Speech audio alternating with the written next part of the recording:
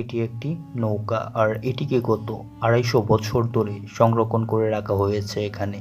এই নৌকা কি করে এখানে আসলো এবং কেনই বা গ্রামবাসীরা এটাকে সংরক্ষণ করে রেখেছে এতদিন ধরে, এই রহস্য জানতে হলে আমাদেরকে যেতে হবে ২৫০ বছর আগে। ২৫০ বছর আগে ঠিক এই জায়গাটা দিয়ে বয়ে গিয়েছিল ব্রহ্মপুত্র নদীর বড় একটি শাখা। যদিও এই নদীটি আর নেই, সময়ের বিবর্তনের ফলে এখানে যে নদী ছিল সেটা বোঝারই কোনো উপায় নেই। এছাড়াও এই নদী নিয়ে রয়েছে লোমহর্ষক একটি ঘটনা। কোনো এক রাতে গ্রামের একজন বিয়ে করবে বলে নৌকা দিয়ে কাছের আত্মীয় স্বজন নিয়ে রওনা দিল, কিন্তু মাঝ নদীতে গিয়ে নৌকা এক জায়গায় থেমে গেল এবং তারা শুনতে পেল যে কেউ একজন বলছে এখান দিয়ে এই মাঝরাতে পার হতে হলে তাদেরকে একটা গরু দিতে হবে। এবং সেই অদৃশ্য কণ্ঠটার কথা গ্রামবাসীরা মেনে নেয়, তাদের নৌকা চলতে শুরু করে। গ্রামবাসীরা বিয়ে বাড়িতে যায় এবং বিয়ের সকল কাজবাজ শেষ করে যখন আবার আসছিল এই পথে, তখন ঠিক এই জায়গাটায় আবার এসে তাদের নৌকা আটকে যায় এবং এবারও তাদের কাছে গরু বা মহিষ চাওয়া হয়।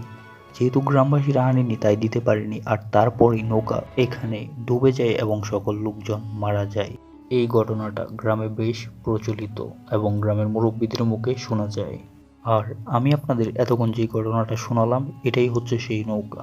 আর এটাকেই গ্রামবাসীরা ইতিহাসের সাক্ষী হিসাবে খুবই সযত্নে যেখানে ডুবেছিল সেখানে স্থাপন করেছে এবং এর নামকরণ করা হয়েছে খাজা মঞ্জিল কুরসা জামে মসজিদ। আর যারা গ্রামে থাকেন তারা বুঝতে পারবেন যে নৌকাকে আঞ্চলিক ভাষায় কুরসা বলা হয় এবং পরবর্তীতে এই এলাকার নামকরণ করা হয়েছে কুরসা কান্দা। এটি অবস্থিত কিশোরগঞ্জ জেলার পাকুন্দিয়াতে। বর্তমান সময়ে গ্রামবাসী এবং সরকারি অনুদানে এই নৌকাকে তৈরি করা হচ্ছে একটি মসজিদ হিসাবে। এর ছাদে থাকবে মসজিদের অংশ, ছাদে মানুষ নামাজ পড়বে এবং নিচে রয়েছে কবরস্থান।